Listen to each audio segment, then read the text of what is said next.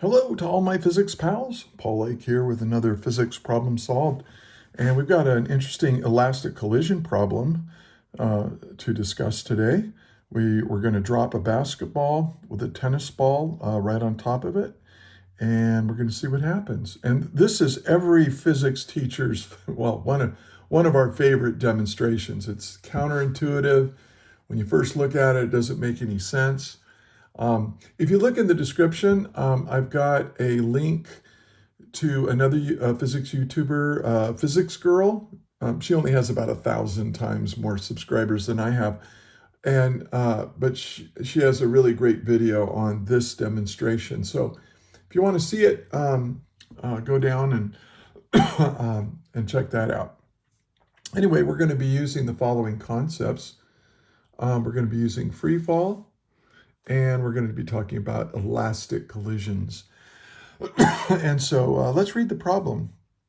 So we've got a tennis ball of mass 57.0 grams is held just above a basketball of mass 590 grams with their centers vertically aligned.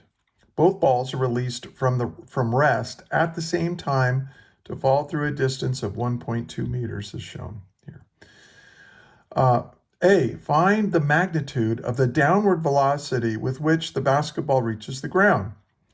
Assume that an elastic collision with the ground instantaneously reverses the velocity of the basketball while the tennis ball is still moving down. So that's really important. Next, the two balls meet in an elastic collision. To what height does the tennis ball rebound? Okay. And again, check this out. Or if you're at home or whatever, have two different size balls. You can use a basketball works great, tennis ball works great, golf ball works great. They just need to be of different mass, and they need to be kind of bouncy. And then just release them and bounce them. And this thing's going to go boom. It's going to fly way up in the air, higher than you would expect it to. It's very counterintuitive. So, and it's fun too. So go ahead and try that. And so let's see. And also, before you watch the rest of this video, I suggest you try working this problem yourself, and then hit play to check your work with mine, or if you get stuck, to get unstuck, and so on. So here's what's given, and I'm just going to include this picture in what's given. I'm going to call this object 1, and I'm going to call this object 2. And I'm going to say, well, the mass of the ball is 57 grams. And I usually change that to I'm going to go ahead and change it to kilograms, although in this problem it doesn't matter. I'm just in the habit of changing my units in what's given to be, kilograms, meters, and the kind of units that physicists use. 590 grams is 0.590 kilograms. Okay. Now, the ground here, and this is not drawn to scale, obviously, but this height here, this I'll call it delta y, is 1.20 meters. It's going to fall down 1.20 meters, so I'll go ahead and put a negative in there. The ball, and both of these fall the same displacement. Okay, so the tennis ball falls with the basketball, and they fall together like that. And so, and I think that's all we need, all we're given. And then, what are we trying to find here? For part A, we want the final velocity of both the tennis ball and the basketball just before they hit the ground. And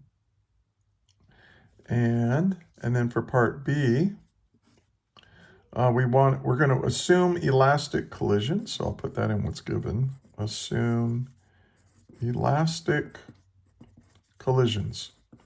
Now this is not very realistic because the basketball does not bounce off the ground elastically. It's an inelastic collision between the ground and the ball.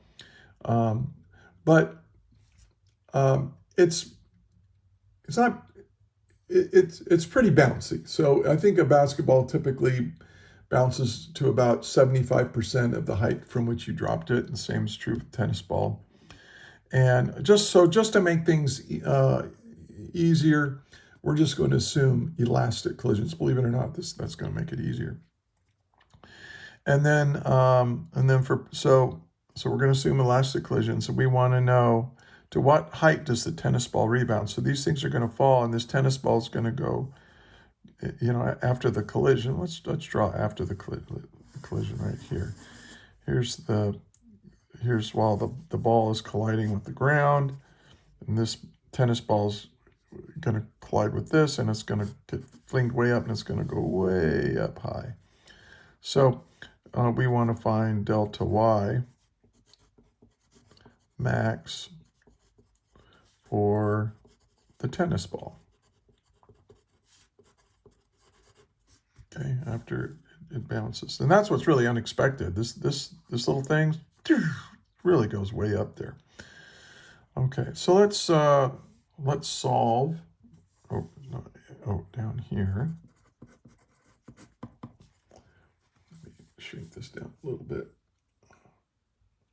So for part A is pretty easy. It's just a free fall problem, right? You're releasing it. It's falling in a Earth's gravity field till just before it hits the ground. So what I can do, I don't care about time here. So I'm going to use the fourth kinematic equation, which I call the final velocity squared is equal to the initial velocity squared plus twice the acceleration times the change in vertical position. And it does say it starts from rest, right? I think we're dropping are released from rest. Yeah, so we can say V naught equals 0 for both of these. And so that makes this 0. And so the final velocity of the ball just before it hits the ground is the square root of 2a delta y. That's 2. And we know it's negative 9.81 meters per second squared. And then delta y is also negative 1.20 meters. Okay. And you plug all that in to your calculator and you get an answer, which is our answer for part A. 4.85 meters per second.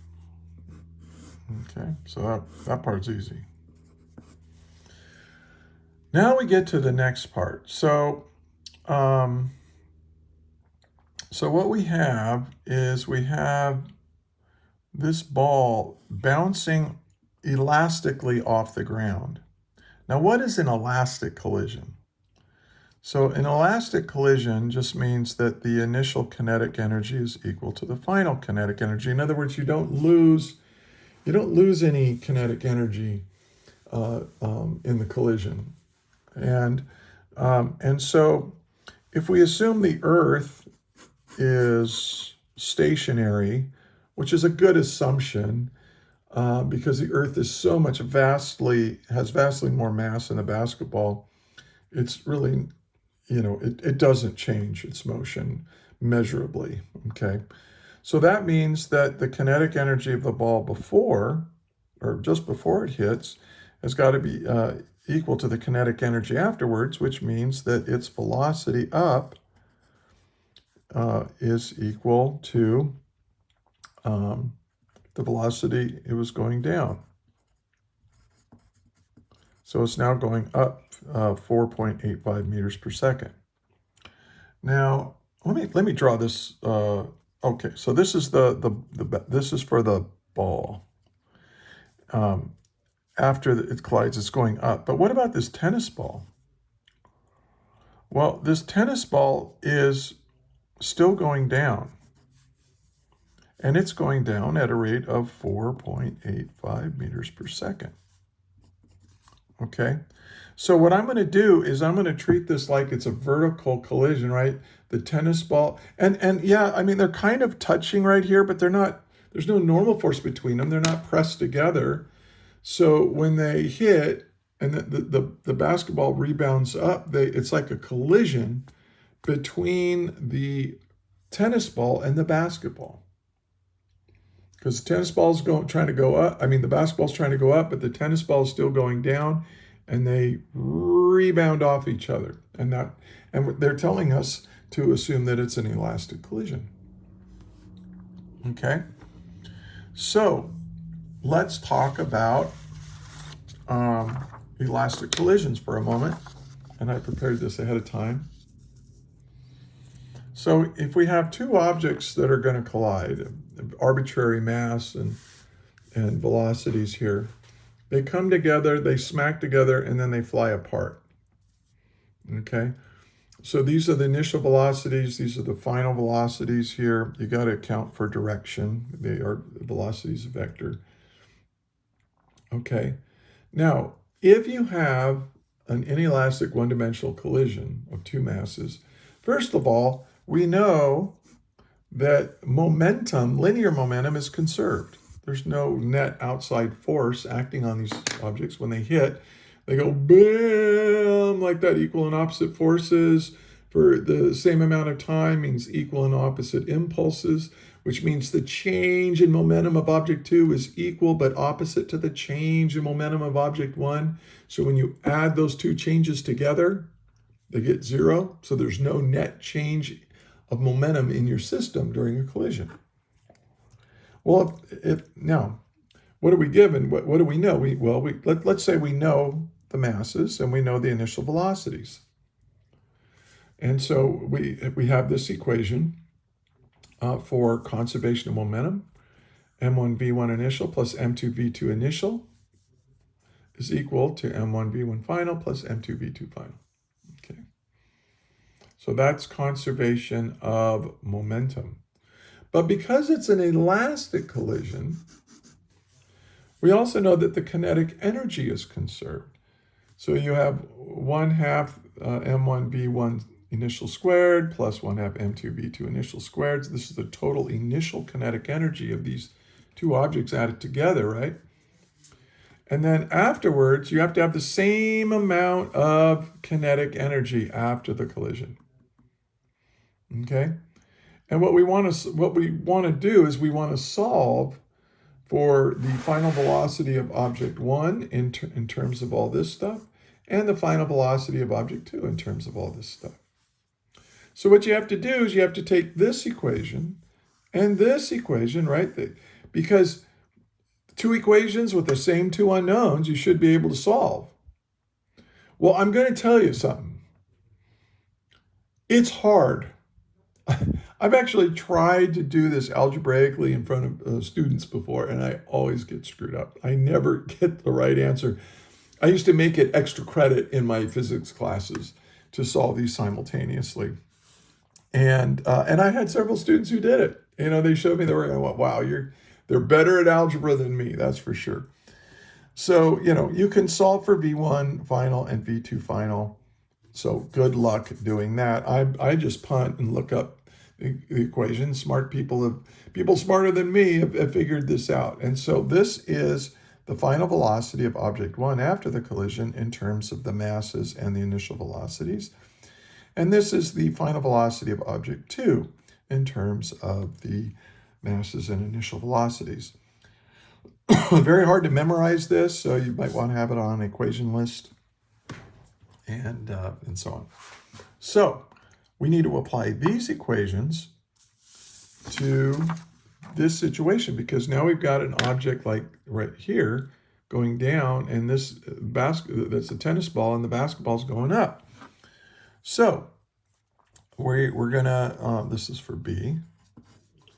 So what we're gonna do is we're gonna say, we're solving for, what we want to solve for is this. We want to know how fast that tennis ball goes up after the collision, and then I could just use kinematics to figure out how high it's gonna go. Okay, so that's what I'm gonna do. I'm gonna figure out how fast the tennis ball rebounds off the basketball after the elastic collision, and then we'll use kinematics to figure out how high it goes. So let's do that. Well, I called this V1, so let's say V1 final is equal to m1 minus m2 over m1 plus m2 times the initial velocity of 1 plus 2m2 over m1 plus m2 times v2 initial. So v1 final in terms of what we know. So now we just need to plug in our values. Now, we know what m1 is. m1 is 0.057 kilograms. And you could leave it in grams if you want, because it's a mass divided by a mass, so the units cancel out either way. And then m2 is the mass of the basketball, which is 0.590 kilograms over 0.057 kilograms plus, I'm being silly, sorry. I know, I could hear you screaming through the internet, it's minus. All right, and then this is 0.590 kilograms. And then V1 initial. Well, what is V1 initial? I mean, you have to think about what we mean by the initial velocity. And we mean the velocity of V1 just before they collided like this. Well, this guy is going down at 4.85 meters per second. Oh, and by the way, I kind of messed up. This should have a negative in front of it, right? Because this, when you ever take the square root of something squared, it's plus or minus, and then you have to, by inspection, look at it. The final velocity is down. Find the they asked for the magnitude of the downward velocity. Okay, so this isn't wrong, but what I wrote wasn't wrong, but I'm not happy with it, so I'm going to make it a vector. All right, and so this is going to be, so the tennis ball is going down at negative 4.85 meters per second. Okay, then we're going to add to it, and I'll have to go down here to do that, 2 times m2, which is 0.590 kilograms, divided by m1 plus m2, that's 0.057 kilograms plus 0.590 kilograms, times the initial velocity of object 2, the basketball. But remember, our initial velocity is the velocity just before the tennis ball and the basketball collide, and that basketball is moving up. But because it had an elastic collision with the ground, it's moving up with the same speed as it was moving down just before it hit the ground. So, because we have to conserve kinetic energy. And so this is a positive 4.85 meters per second. Okay, now, trust me, when you do all this arithmetic, you're going to get V1 final. And it takes too long to do on a video, so I'm just going to tell you that when I did this, I got 12.85 meters per second. Okay? But this is not my answer. I mean, what am I trying to find? Delta Y. So this means that after the collision, this tennis ball is going to take off, right, with this 12.85 meters per second, and it's going to go up to its maximum height, and at its maximum height, we know that its velocity is 0, right? Remember that from free fall problems and so on? So what we can do is, once again, use that kinematic equation, the same one we used before, where we say the final velocity squared equals the initial velocity squared plus twice the acceleration times the vertical displacement. And since its final velocity at its maximum height is 0, that's 0, so I'm going to solve for delta y. So I'm going to say delta y is equal to, well, put that on the other side, so it's minus b naught squared, and then divide by 2a, 2 times the acceleration. So this is going to be negative, and then v naught, well, that's the 12.85, right? This is the initial velocity of my tennis ball after the that happens after the collision with the basketball. So that's going to be 12.85 meters per second. And we're going to square that. And then divide it by twice the acceleration. Well, then we know the acceleration is down, negative 9.81 meters per second squared. And when we do the arithmetic for this, we get our answer, delta y max, the maximum displacement of the tennis ball after the collision with the basketball, is 8.41 meters, and that is my answer. Hey, if you found this helpful, please like, share, and subscribe. Especially share it with your fellow students, but also your teacher. And if you look in the description, there are links to more problems and lectures on all kinds of physics topics. And I'm trying to get it organized, and I'm working on it constantly. And I'm going to add this to the collection, this one right here. So, yeah, check that out. Also, I'm a physics tutor, so check below for a link on how to get a hold of me if you would like some tutoring. I'm pretty good. My rates are reasonable, and so hope to hear from you. Anyway, hey, if you made it all the way to the end of the video, I want to thank you for watching. And until the next one, may the net force be with you always. That is all.